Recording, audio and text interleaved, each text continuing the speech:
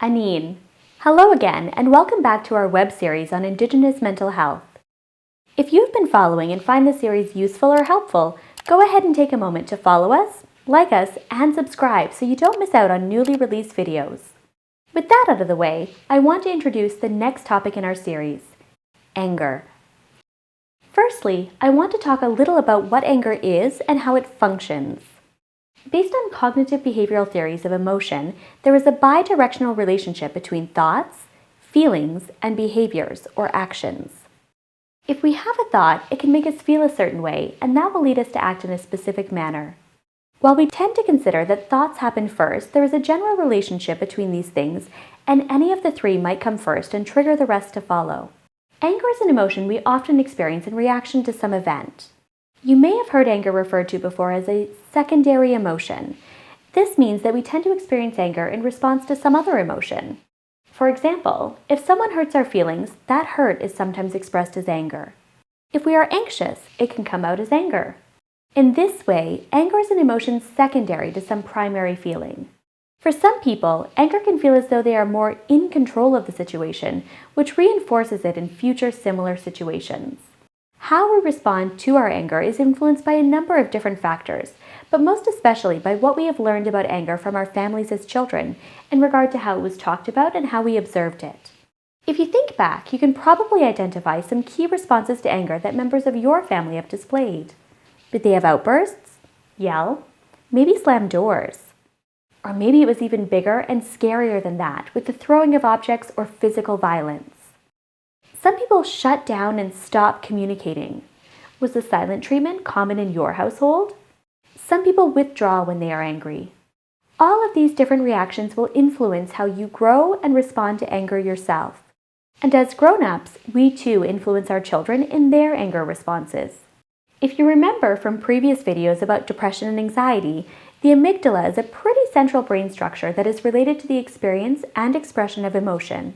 It too plays a key role in anger. It may come as no surprise then that depression and anxiety can both result in increased irritability and agitation.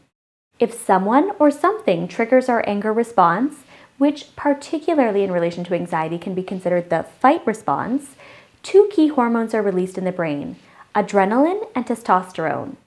These hormones prepare us to fight off the perceived danger or threat and prime the body for physical aggression. At the same time, although just a touch later, the prefrontal cortex is also activated, and it is this part of the brain that is responsible for decision-making and reasoning. Because it takes a couple of seconds for the reasoning part of the brain to activate during an anger response, for some people, especially those with ADHD or other issues with impulse control, they are already responding before the reasoning and rational part of the brain can activate to help us understand and process the emotions we are feeling and respond with a measured and reasonable approach. Now, when we consider anger in the context of our indigeneity, it is important to again come back to how intergenerational trauma has affected anger impulses and responses in our families and communities. Because anger is related to our fight-flight-freeze response, it makes a lot of sense that people with a history of trauma might be more quickly activated in their anger than those without. It is a self-protective mechanism. And then, when we consider the various traumas our family members and communities have experienced, from generational poverty, being forced onto reserves, the Indian Act, residential schools, the 60s scoop, and even modern child welfare systems, to just name a few, it makes sense why some of our people might experience greater levels of anger. I also want to point out anger can be a healthy and reasonable response.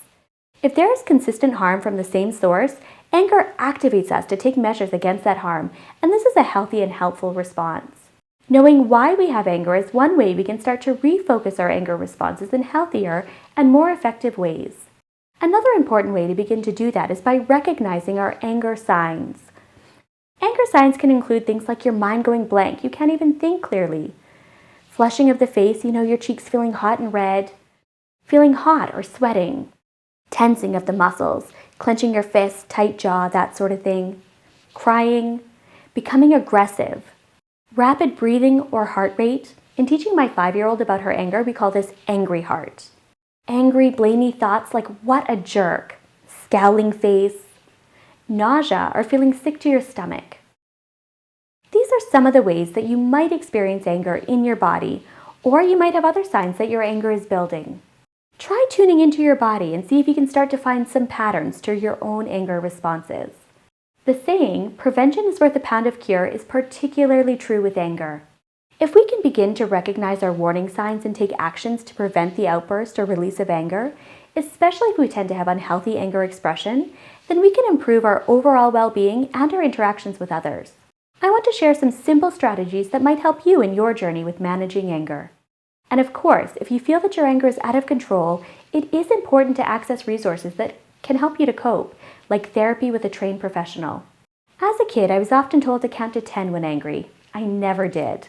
I had a pretty big temper, and counting never occurred to me until well after the fact. But giving yourself space and time from the anger can give your prefrontal cortex time to do its job, so you can approach the situation from rational brain instead of emotion brain. So, a thing I like to do is some easy relaxation breathing so that I can give myself space to figure out what I am really feeling and why. My favorite is grounded relaxation breathing. Here's what you do. Breathe in slowly while counting to 4 using your fingertips to direct the count. Hold that breath for the count of 4. And then exhale longer than you breathed in, maybe 7 or 8, whatever works for you. This is a quick and effective way to regulate your breathing, calm that rapid heart rate, and reduce muscular tension. Sometimes removing yourself from the situation until you can check in with yourself and get yourself under control is essential. I call these grown-up timeouts, and I use them often. Again, it gives your brain time to get more into that rational thinking space so you can approach the situation with reason. Communicating your feelings and needs can help reduce your anger in this situation and in future situations. If someone is aware of your need, you might have fewer triggers to become angry. For example, if you get angry with your partner for not listening to you, you might try using the following formula. I feel hurt when you look at your phone while I'm talking to you because it seems like you do not care about what I'm saying. I need 60 seconds of eye contact so I can tell you this thing. This can be difficult to do, but can be a very effective means of helping others understand your needs and getting your feelings out so they are not building up inside you. A final strategy I want to leave you with is opposite action. Opposite action is really cool because if you start responding to situations in opposite ways, it can change the ways your brain makes neural connections. So over time, you might become less likely to respond in anger in ways you have in the past because you've trained your brain to be calmer. Some examples of opposite action include smiling instead of frowning, whispering when you feel like shouting, shutting a door gently when you feel like slamming it, saying something nice to someone when your impulse is to say something hurtful. For example, sometimes when my daughter is really on my nerves and I feel like yelling, I instead try smiling and saying, "I love you so much." It actually helps me feel kinder feelings immediately in that moment, which allows me to approach the situation with a more level head. I hope that some of these tips will be helpful to you in your daily life, or that you have learned something about yourself or those around you. As much as I hope everyone is able to take something of value from these videos, I also have learned from our viewers. So miigwech to a subscriber who shared a quick language lesson, and today I will sign off with what I learned from you. Bamapi! Check in again soon for our next video.